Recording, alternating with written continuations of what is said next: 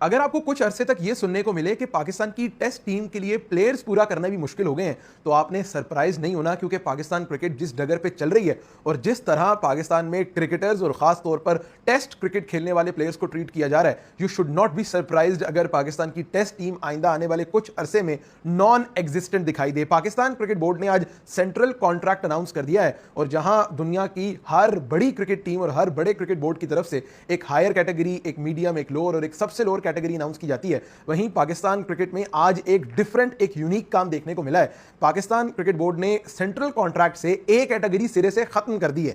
इसका मतलब यह है कि आपकी क्रिकेट टीम में या आपके क्रिकेटिंग सर्किट में कोई एक प्लेयर भी ऐसा नहीं है जो 60-65 लाख रुपए पर मंथ डिजर्व करता है। कोई एक भी प्लेयर ऐसा नहीं है जो इतने बड़े कद काट का, उसकी परफॉर्मेंस स्टेचर की है कि उसको ए कैटेगरी में रखा जाए। यह मेरा नहीं ख्याल कि पाकिस्तान क्रिकेट हिस्ट्री में आज से पहले यह हुआ है कि आपके सेंट्रल कॉन्ट्रैक्ट की जो सबसे बड़ी कैटेगरी है उसमें एक भी प्लेयर ना हो और उस कैटेगरी को ही आप सिरे से डिस्कार्ड कर दें। और इससे भी ज्यादा सरप्राइजिंग बात यह है कि जो अब की सबसे ऊपर वाली कैटेगरी यानी बी कैटेगरी है, उसमें भी आप देखें कि वो प्लेयर्स जो सिर्फ एक फॉर्मेट खेलते हैं उनको भी रखा गया है, और उन प्लेयर्स को भी जो टेस्ट क्रिकेट नहीं खेलते उनको भी रखा गया है, और आपकी टेस्ट टीम का कप्तान उसे आपने डी कैटेगरी में रखा है। सबसे पहले आप जो बी कैटेगरी है उसकी जो है वो प्लेयर्स की अगर आप लिस्ट चेक करें तो इसमें आपके पास अबरार अहमद है, ये आपके तीनों फॉर्मेट जो है वो खेलते हैं। बाबर आजम को डिमोट किया गया है from earning around 60-65 lakh to अब बाबर आजम जो है वो 40-45 लाख जो है वो कमाएंगे। 20 लाख का कट जो है वो लगाया गया है। ये बाबर आजम हो गए, फखर हो गए, शाहीन हो गए, रिजवान हो गए। फखर जमान को पाकिस्तान ने रखा है बी कैटेगरी में,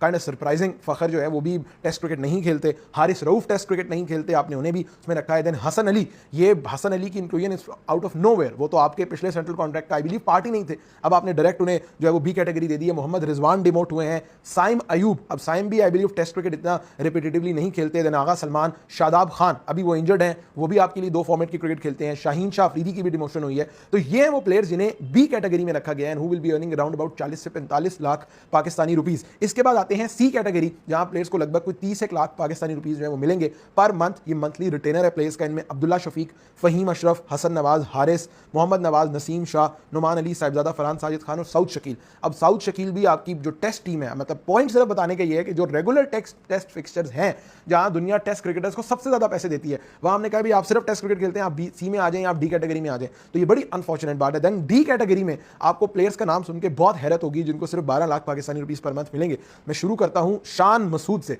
भाई शान मसूद, मोहम्मद अब्बास और खुरम शहजाद, ये तीनों प्लेयर्स आपकी टेस्ट क्रिकेट खेलते हैं और आप उनको ट्रीट इस तरह कर रहे हैं कि आपने उनको सबसे आखिरी कैटेगरी दी है कि यार तुसी टेस्ट क्रिकेट खेल रहे हो तो तुसी सब तो जो है वो निचली कैटेगरी खेलो। और आप, ये एक बड़ी अनफॉर्चुनेट बात है। दुनिया कहां से कहां जा रही है और हम क्या कर रहे हैं अपने प्लेयर्स के साथ। फिर वी गो ऑन एंड से कि यार रिजल्ट्स नहीं निकल रहे। मतलब ठीक है, प्लेयर्स की परफॉर्मेंस बुरी है, पिछले 2 साल में एक डाउनफॉल है पाकिस्तान क्रिकेट का, बट आपने उन्हें इतना दीवार से अब लगा दिया कि यार अब तुम्हें पैसे भी कम मिलेंगे, तुम्हें एनओसियां भी कम मिलेंगी, तुम अब बिल्कुल ही घुट के जो है वो रह गए हो। तो इस कैटेगरी में डी कैटेगरी जहां 12 लाख पाकिस्तानी रुपीस दिए जाएंगे, उनमें अहमद दानियाल, हुसैन तलत, खुरम शहजाद, खुशदिल शाह, मोहम्मद अब्बास, अब्बास अफरीदी, वसीम जूनियर, सलमान मिर्जा, शान मसूद और सुफियान मुकीम को रखा गया है। तो ये ओवरऑल पाकिस्तान क्रिकेट बोर्ड ने जो है आज सेंट्रल कॉन्ट्रैक्ट जारी किए हैं पाकिस्तान क्रिकेट हिस्ट्री में, और मुझे नहीं लगता कि फुल मेंबर प्लेइंग हिस्ट्री में कभी ऐसा हुआ हो कि ए कैटेगरी, सबसे हाईएस्ट पेड कैटेगरी को ही सिरे से डिस्कार्ड किया गया। इसके अलावा बहुत से ऐसे प्लेयर्स हैं जो पिछली बार सेंट्रल कॉन्ट्रैक्ट में थे, अब की बार उन्हें नहीं रखा गया, जिनमें आमिर जमाल हैं, हसीबुल्लाह खान है, मोहम्मद हुरैरा, एक बहुत ही बेहतरीन प्रॉस्पेक्ट पाकिस्तान की टेस्ट टीम के साथ, उन्होंने श्रीलंका का टूर भी किया था।